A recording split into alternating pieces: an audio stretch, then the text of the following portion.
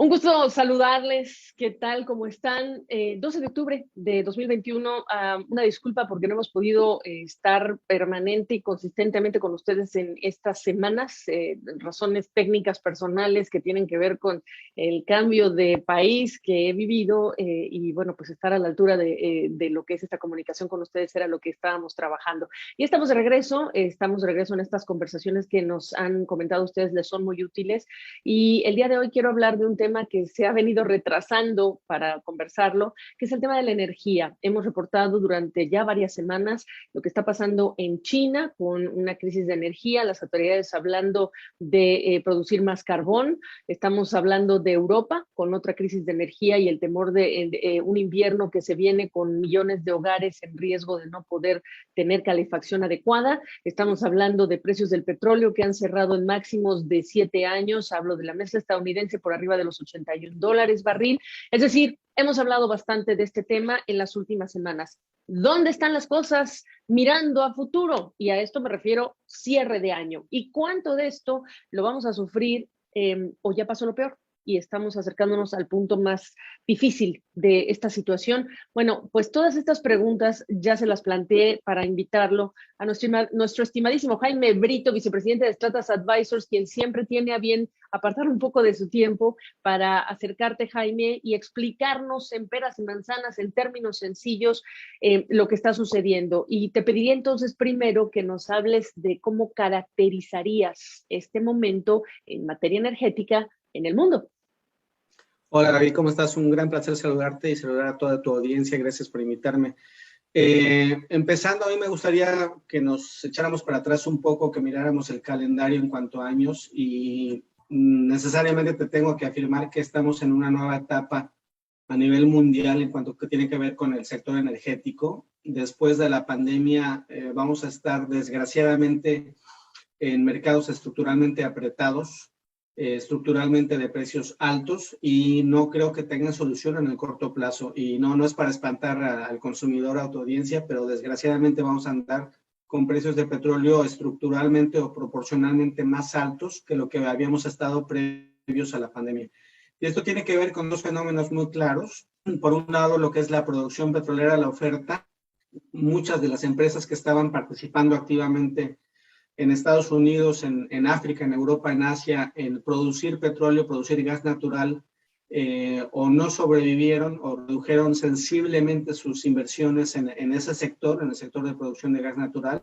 Entienden que hay una gran conversación, un gran contexto que habla de biocombustibles, de energías alternas, etcétera, y que hay esta narrativa de que para mucha gente el petróleo ya no debería de existir de aquí al 2030, etcétera, lo cual es totalmente equivocado y falso. Pero bueno, en fin, muchos portafolios no están metiendo el dinero para recuperar la producción petrolera o de gas natural en el mundo. Y si no estás haciendo las inversiones para producir más crudo de aquí al 2023, 2025, etcétera, conforme caminemos en el tiempo, es posible que haya precios estructuralmente más altos, en lo que entran efectivamente otras energías a la mezcla, y aquí habría que ver si entran, ¿no? O si pueden entrar. Y del otro lado, la recuperación del COVID ya a nivel mundial. Estamos en un momento en que las actividades, las restricciones de viaje, todo ya se ha recuperado en una gran proporción en cuanto a un consumo normal. Hay muchas empresas que tienen retrasos, que de hecho no pueden descargar los contenedores en los puertos porque están produciendo órdenes de compra retrasadas que llevaban meses en fábricas, etcétera, porque el consumidor quiere gastar, quiere comprar.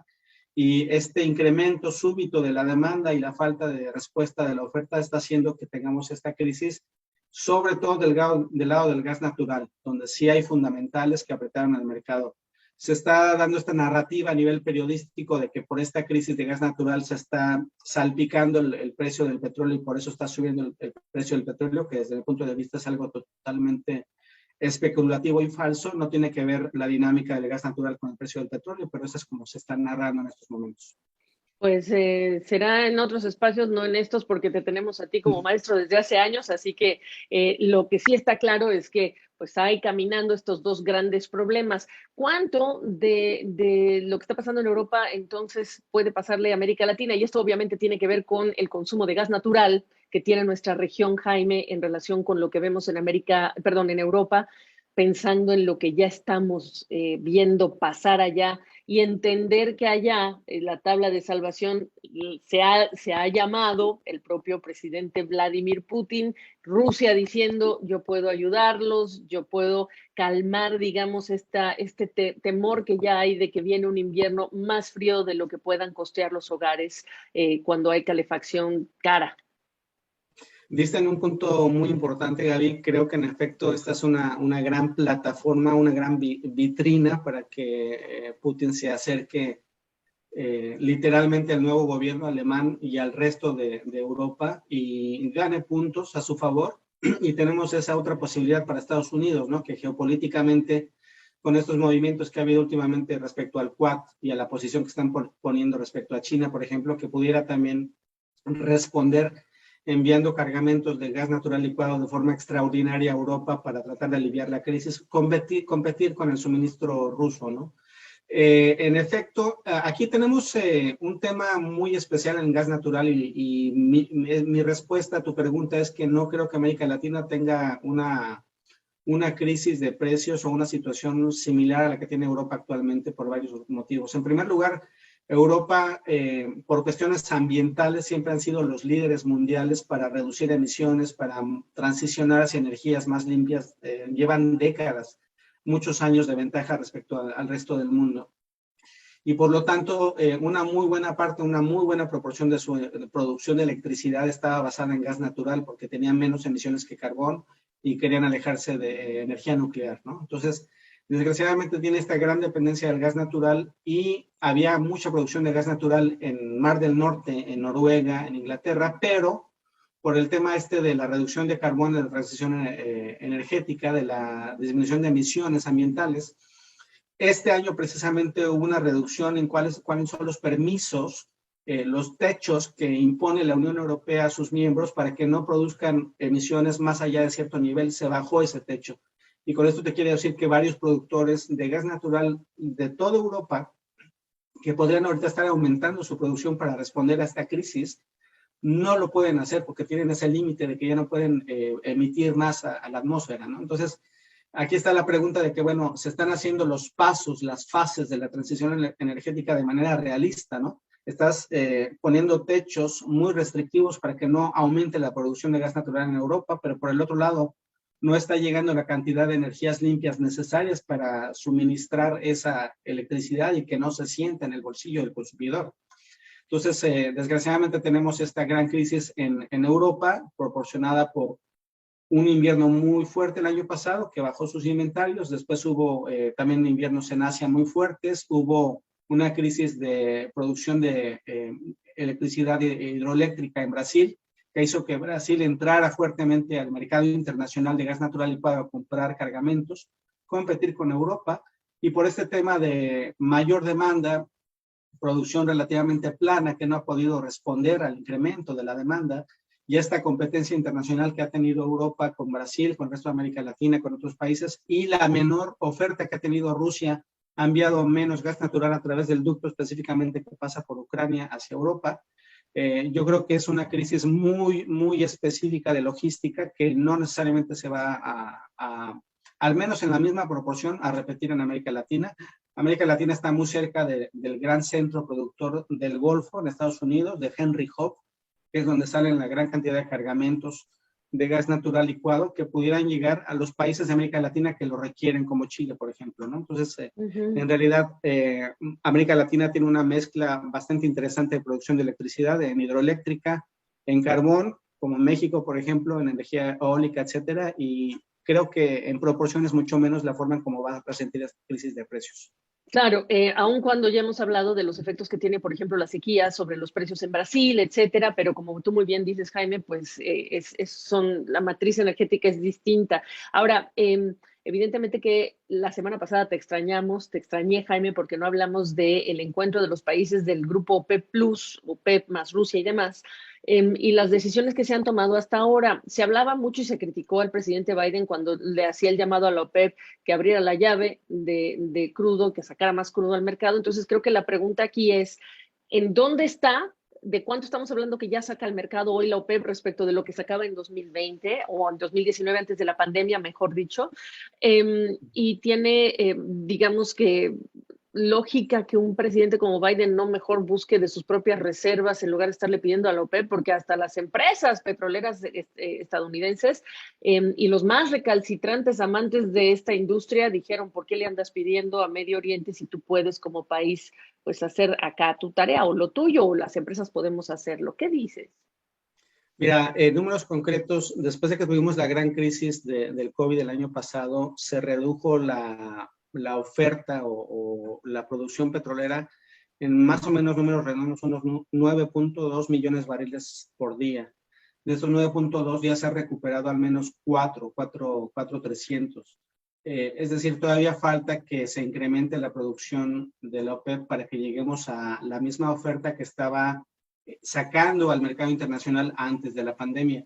Sin embargo, la OPEP en su reunión de hace 2 meses dejó muy claro que iba a estar incrementando en 400,000 barriles cada mes su producción para que gradualmente de aquí a diciembre de 2022 ya recuperara el 100% de toda esa producción que se perdió. En realidad, la OPEP tiene la posibilidad, la capacidad de abrir mucho más la llave y sacar lo doble o lo triple de oferta al mundo para aliviar los precios, ¿no? El tema aquí que, en mi opinión, y seguramente en la opinión de la OPEP, los precios actuales del petróleo no están altos porque haya una escasez de petróleo, sino por un tema especulativo o de malentendidos, de ignorancia en cómo están reaccionando los traders en esta tema que tiene que ver con el gas natural, ¿no? Mucha gente está diciendo que porque está escaseando o va a escasear más el gas natural en el invierno, entonces seguramente el petróleo también va a escasear más y por eso justifican que haya subido de 76 a 82. En realidad no tendría nada que ver y por cierto, la OPEP no aumentó en 400,000 barriles en el último mes de septiembre, como lo había prometido, aumentó en 650,000 barriles y eso nadie lo está comentando, ¿no? Es decir, ha habido ya más oferta en 50% más de lo que se había prometido, porque hubo cuellos de botella y problemas técnicos que resolvieron Angola, Nigeria y otros países. Rusia sacó más producción, Arabia Saudita sacó 100,000 barriles más y no se dice, ¿no? Entonces, en realidad la OPEP está, creo que, cumpliendo su labor. Es preocupante también que la Agencia Internacional de Energía esté pronosticando números de demanda, pronósticos de demanda muy bajos, está subestimando la recuperación del COVID de la economía. Creo que les hace falta suscribirse a nuestros servicios, a la Agencia Internacional de Energía, porque está realmente mandando la señal equivocada, porque si tú le dices al mundo, ¿sabes qué? Nos vamos a recuperar poquito, entonces la OPEP dice, bueno, ¿para qué aumento la producción si la Agencia Internacional de Energía, que históricamente me ha mandado las señales, me dice que no se requiere mucho, ¿no? Entonces, creo que hay un poquito de todo en este tema de la crisis y de la información. Intereses mezclados con números y realidades, por lo que estás diciendo. Es decir, Jaime, que en este invierno, ya sé, aquí casi que te estoy pidiendo que especules, pero no están viendo, al menos ustedes como factor de peso, porque hay vacunas, un resurgimiento de consideración en, digamos, brotes de COVID-19. Eso es lo que tu pronóstico está, digamos, atribuyendo un riesgo bajo, por lo que estoy escuchando. Correcto. Correcto. Okay. Sí, nuestra visión era que para la segunda mitad del 2021, gracias al avance en la inoculación, pudiera haber una recuperación de la demanda. Y bueno, ya estamos viendo partidos de fútbol llenos con gente, estamos viendo conciertos, ya está la actividad casi recuperándose al 100%, ¿no? Aquí el gran tema, Gaby, de aquí el año que viene, en mi opinión, desde el punto de vista médico y lo que nos regrese a la normalidad, va a ser la aprobación de vacunas que entran vía nasal, los famosos Oral, sprites, con las pastillas. Sí, Perdona. lo que entiendo, lo que me han explicado es que nasalmente cuando te entra el virus ahí se destruye, ya no se multiplica y ya no lo sacas, ¿no? Entonces creo que eso de aquí al año que viene que se aprueben es lo que realmente va a asegurar que el mundo ya pudiera, ojalá, olvidarse de este tema, ¿no? Y bueno, si ya especulamos en que puede llegar otro primo de la variante Delta y darnos problemas, pues bueno, ese sería otro tema, ¿no? Pero como vemos va a haber una recuperación exagerada, rapidísima de la demanda y la producción petrolera y de gas natural no puede responder porque no se pueden hacer las inversiones en estos momentos. Jaime, nos vamos, te pido, ya nos hablaste de lo que se viene de un complicado panorama. ¿Hay algo más que quieras agregar sobre un mensaje hacia nuestra región, hacia Latinoamérica, que evidentemente será un buen año para países productores, será un año bien complicado para países que importan. Lo decíamos más temprano, el dinero no sobra en las arcas o en las cuentas de los gobiernos, las cuentas públicas. Muchos van a presentar presupuestos, proyectos de presupuesto ya para 2022, y pues nos estás diciendo que el escenario será complicado. Sí, mira, como yo te explicaba al principio, en mi opinión estamos en una nueva era totalmente no vivida anteriormente, en donde estructuralmente el mercado internacional de energía va a estar apretado. Se va a requerir mucha producción, la cual no va a haber desde el punto de vista de crudo y gas natural. Y tengo mi gran preocupación que me gustaría comentarte va a ser las decisiones que se lleven en Glasgow ahora a finales de mes de la COP26, ¿no? Es decir, si tú planeas un mapa de transición energética que no sea realista, que no proteja la lógica de las cadenas de suministro y de la producción, etcétera, vas a provocar este tipo de eventos como el que tenemos en Europa actualmente, ¿no? Que muchos productores de gas natural ya podrían haber sacado gas, pero no lo pueden sacar porque no pueden emitir más de cierto nivel arbitrario que impuso la Unión Europea este año. Mucha gente ha hablado de que los autos de gasolina, de diésel deberían de quitarse ya completamente y que entren los de energía con baterías, energía eléctrica, para que tú puedas producir la cantidad de cobalto, de manganeso, de todo lo que necesitas para producir miles de millones de baterías para sustituir la flota vehicular. Necesitarías hacer tal cantidad de minería, Gaby, que realmente contaminarías de manera exagerada el ambiente con esa minería. Entonces, hay grandes temas estructurales que la transición energética no van a resolver de manera realista si no se hace un plan bien definido, ¿no? Y esto es lo que se va a decidir a finales de año. Yo creo que para América Latina lo que tienen que planear las empresas y los gobiernos es saber que de aquí a 3, 4, 5 años vamos a estar con precios energéticos altos, exageradamente altos como ahorita.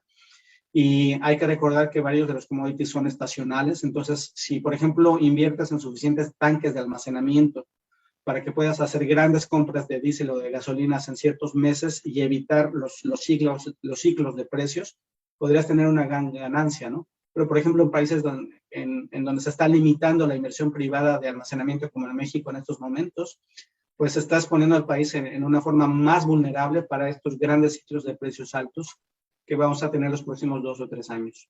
Claro, yo creo que tú has dado periodísticamente, te lo digo con todo el respeto, tú has dado en el clavo, ¿no? Que la pandemia, lo hemos hablado con Jaime Brito por años y meses, ha desnudado las debilidades estructurales de la región, pero estamos sobrediagnosticados, entonces no es que las revela, es que las trajo de regreso y las puso en primer plano, y una de esas es la falta de infraestructura para incluso guardar, almacenar y tener, digamos, forma de evitar o de blindarnos de estas crisis, pues directamente con esa infraestructura que podría ayudarnos a conservar petróleo, a distribuirlo en nuestros países, etcétera. Y ese es, digamos que uno de los talones de Aquiles que nos persigue mientras no hagamos la tarea. Jaime, gracias por la oportunidad, qué bueno verte, y bueno, pues mantengamos esta comunicación que le parece muy útil a nuestra audiencia en redes sociales, además de lo que hacemos para televisión. Gracias.